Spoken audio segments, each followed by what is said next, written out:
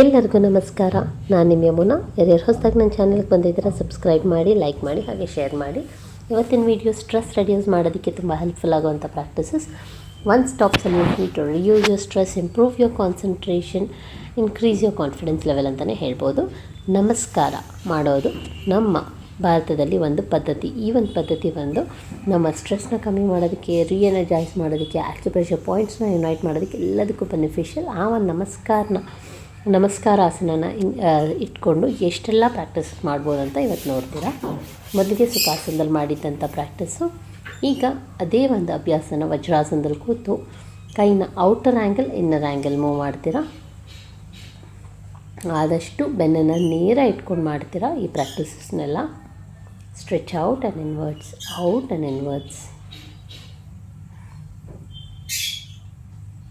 ಮೂರನೇದಾಗಿ ಬ್ಯಾಕ್ವರ್ಡ್ ನಮಸ್ಕಾರ. ಯಾರ್ಯಾರಿಗೆ ಅಪ್ಪರ್ ಬ್ಯಾಕ್ ಪೇನ್, ಕ್ರಾಂಪ್ಸ್ ಇದೆ, ಬೆನ್ನು ತುಂಬ ಆಗ್ತಿದೆ, ಮತ್ತು ಯಾವ್ದಾದ್ರು ಹೆವಿ ವೆಯ್ಟ್ಸ್ನ ಇತ್ತು ಅಂತ ಕೆಲಸ ಮಾಡ್ತಿದ್ರೆ ಅವ್ರುಗಳಿಗೆ ಈ ಪ್ರಾಕ್ಟೀಸ್ ತುಂಬ ಬೆನಿಫಿಷಿಯಲ್ ನೋಡಿ. ಈ ಎಲ್ಲ ಪ್ರಾಕ್ಟೀಸಸ್ನ ದಿನಕ್ಕೆ 2-3 ಸತಿ ಮಾಡ್ಕೊಳ್ಳೋಕ್ಕೆ ಪ್ರಯತ್ನ ಪಡ್ತೀರಾ. ಮುಂದೆ ಮಾಡುವಂಥದ್ದು ಲಿಂಗಮುದ್ರ ನಿಮ್ಮ ಬಾಡಿನ ಡಿಹೈಡ್ರೇಟ್ ಆಗೋದಕ್ಕೆ ಬಿಡಲ್ಲ, ನೀರು ಇಂಟೇಕ್ನ ಜಾಸ್ತಿ ಮಾಡಿಸೋದಕ್ಕೆ ಹೆಲ್ಪ್ ಮಾಡುತ್ತೆ. ಈ ಒಂದು ಮುದ್ರೆಯನ್ನು ಹಿಡಿಯೋದ್ರಿಂದ ನಿಮ್ಮ ಸ್ಟ್ರೆಸ್ ಕೂಡ ಕಮ್ಮಿ ಆಗುತ್ತೆ. ಬಾಡಿಗೆ ಬೇಕಾದ ಪ್ರಮಾಣದಲ್ಲಿ ಹೈಡ್ರೇಷನ್, ನ್ಯೂಟ್ರಿಷನ್ ಎಲ್ಲ ಸಿಗ್ತಾಯಿದ್ರೆ ಎಲ್ಲ ಸರಿಯಾಗಿ ಇರುತ್ತೆ.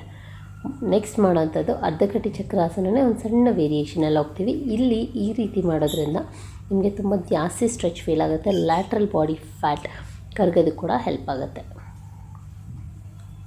ನಾನು ವಜ್ರಾಸನದಲ್ಲಿ ಮಾಡ್ತಾಯಿದ್ದೀನಿ. ನಿಮಗೆ ವಜ್ರಾಸನ ಆಗಿಲ್ಲ ಅಂತಂದರೆ ಖಂಡಿತ ಸುಖಾಸನದಲ್ಲೂ ಈ ಒಂದು ಪ್ರಾಕ್ಟೀಸ್ನ ಮಾಡ್ಕೊಬೋದು.